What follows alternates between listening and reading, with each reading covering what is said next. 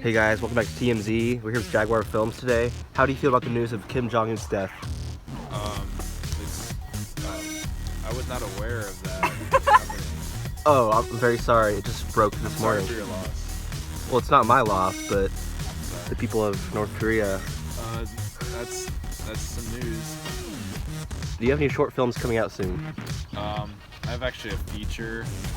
It's starring my friend Kez Fours as Kez, and my friend RJ Paco as RJ Paco. Wow, that's really cool to hear. Check it out.